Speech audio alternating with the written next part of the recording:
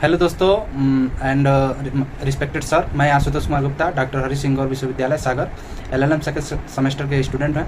मेरा subject public authority liabilities से संबंधित असाइनमेंट टॉपिक है केस एनालिसिस। केस है Khunnulal and sons versus union of India 1974 का केस है, इलाहाबाद हाईकोर्ट द्वारा डिसाइड किया गया है। यह केस किस टॉपिक से संबंधित है, सबसे पहले हम ये समझते हैं और ये हम बताने की कोशिश करेंगे कि ये जो संबंधित टॉपिक है उसका क्या डिटेल, क्या परिभाषा और ये शब्द कहाँ से लाया गया या ये टॉपिक का क्या संबंध है अदर केस लॉ से। तो सबसे पहले हम समझते हैं कि केस किस टॉपिक से संबंधित है। तो हम बता दें ये प्रोमिजरी स्टॉपेल अर्थात वचनात्मक विबंध से संबंधित है केस है।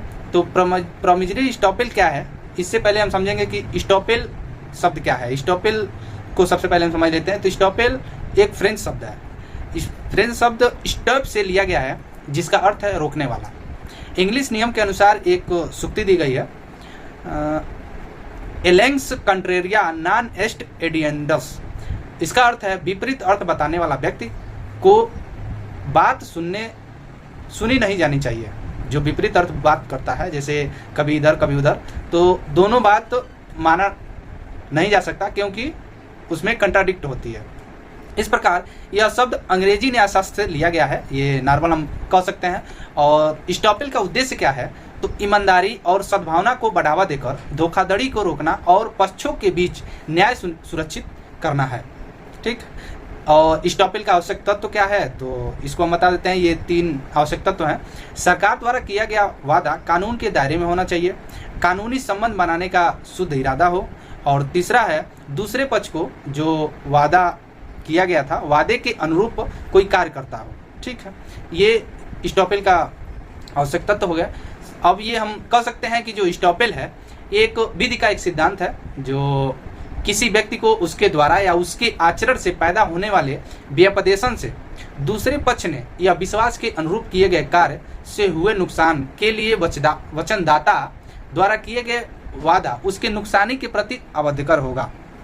ठीक है, और इससे पूर्व हम यह कह सकते हैं कि स्टॉपेल का सिद्धांत परंपरागत विचार ये रहा है कि सरकार विबंध से आबद्ध नहीं होती है।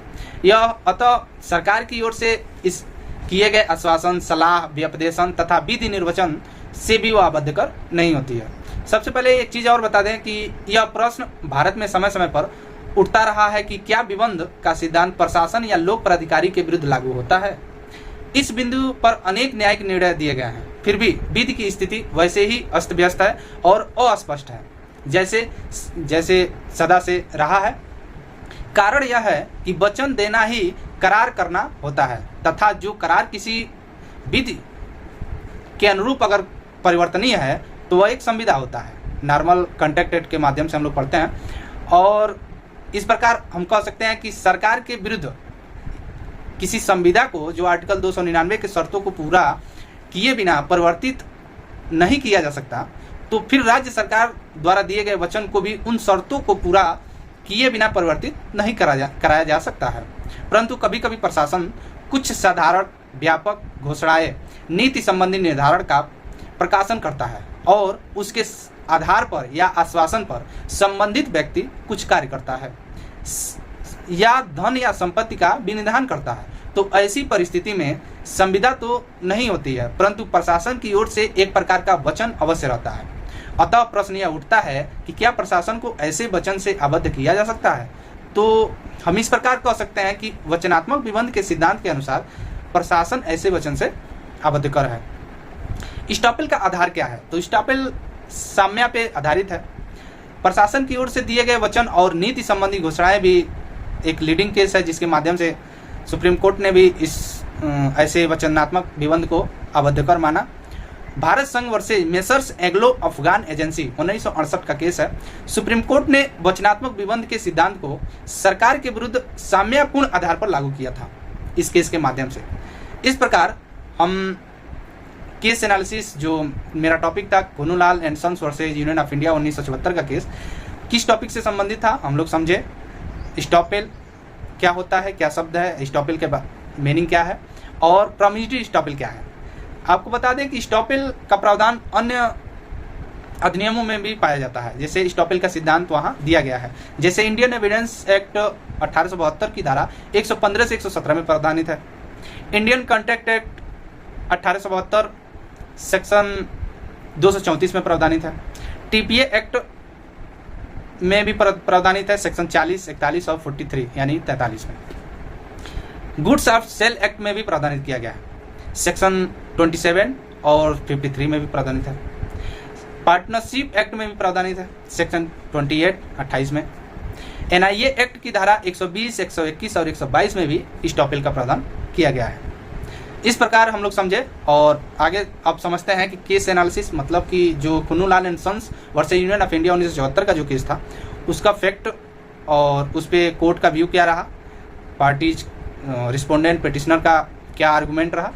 तो सबसे पहले खुन्नूलाल एंड सन्स के केस का फैक्ट समझते हैं।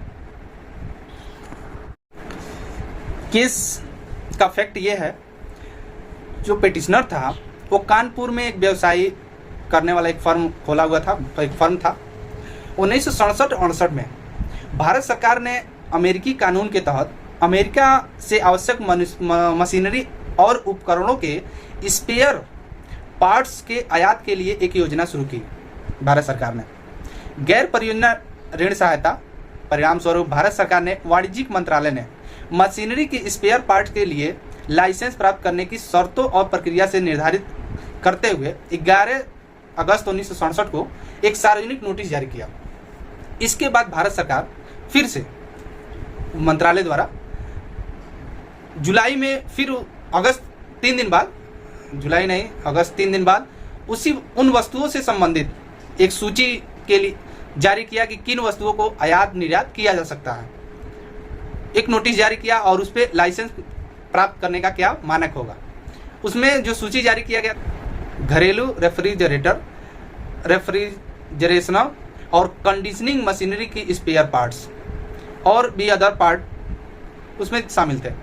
पिटिशनर उप मुख्य नियंत्रक कानपुर को, जो जिसके पास प्राधिकार था लाइसेंस जारी करने का, उसके पास आवेदन किया और उसमें उन आयात करने वाले जो वस्तु थे, जो पार्ट थे, उसको भी मेंशन करते हुए आवेदन किया। जो 1 HP, 2 HP, 3 HF, 4 HP, 5 HP जो भी उपकरण थे उसका मेंशन करते हुए आवेदन किया और उसमें ये दर्शित किया कि बिना मोटर के चलाने वाली ये पार्ट्स हैं, जो कंडीशनिंग इकाइयाँ उसमें शामिल हैं। 12 दिसंबर 1966 को उसका आवेदन मंजूर कर लिया गया और 25,000 लागत के अनुसार लाइसेंस जारी कर दिया गया। जो प्राधिकारी था लाइसेंस जारी करने का, जो प्राधिकारी था कानपुर में, उप मुख्य नियंत्रक के पास ये पावर था। अब ये 2 नोटिस जो भारत सरकार मंत्रालय द्वारा जारी किया गया था उसमें एक मानक दिया गया और एक में लाइसेंस के निर्धारण के लिए और क्या योजना का क्या उद्देश्य है उसमें जारी किया गया था। इसी तरह इस प्रकार अब लाइसेंस प्राप्त होने के बाद पिटिशनर ने मेसर्स सिलिकॉक्स रेफ्रिजरेशन कॉर्पोरेशन USA से जिस वस्तु का आयात करना था उसके लिए आयात के लिए ऑर्डर किया, जिसने समुद्री मार्ग के द्वारा माल को भेजा कंपनी। जब शिपमेंट बॉम्बे पोर्ट पर पहुंचा तो पिटिशनर के क्लियरिंग एजेंट को माल देने से मना कर दिया गया। मना क्यों किया गया, इसका कारण ये था, ये कहा गया कि लाइसेंस के अंतर्गत और उसके मानक के अनुसार ये माल जो भी आयात किया गया है वो है नहीं और इसका आपत्ति की जाती है और यह जब्त किया जाता है। और ये भी बताया गया कि जो 25,000 मानक लागत दिया गया था, लाइसेंस का मानक था, वो 25,000 से ऊपर का माल है। इस पे नोटिस जारी करके जब्त कर लिया गया। पिटिशनर का तर्क था कि जो आयातित वस्तु थी वो रेफ्रिजरेटर और कंडीशनिंग मशीनरी के स्पेयर पार्ट थे, जो पूर्ण इकाई नहीं थे। वो पहले जो लाइसेंस जारी कराया था उसी समय वो मेंशन किया था, उसके बाद भी।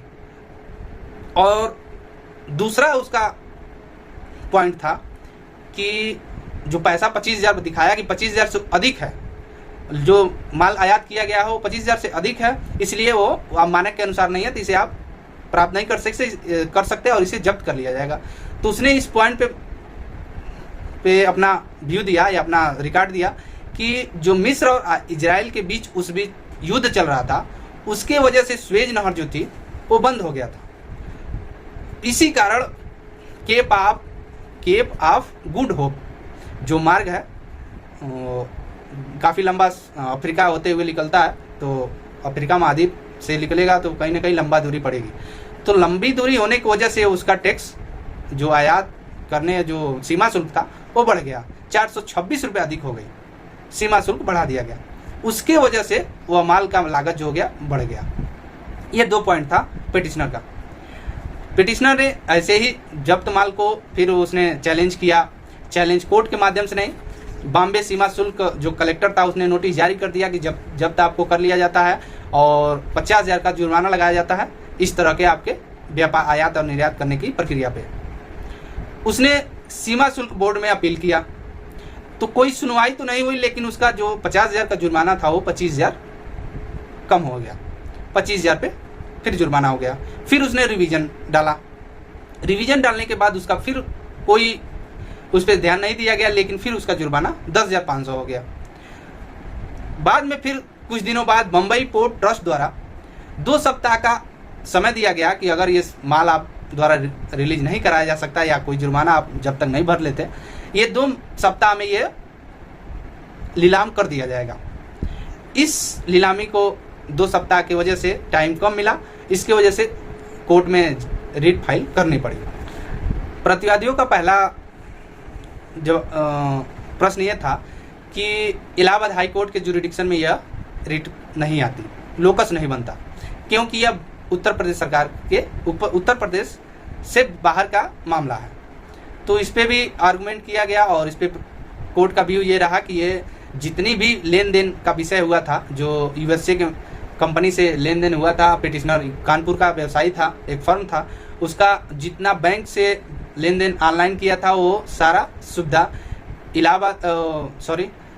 कानपुर बैंक के माध्यम से किया गया था। तो इसलिए हाईकोर्ट ने माना कि ये जो लोकस की बात हो रही है ये सही नहीं है और ये जुरिडिक्शन इलाहाबाद हाईकोर्ट के अंतर्गत आएगा।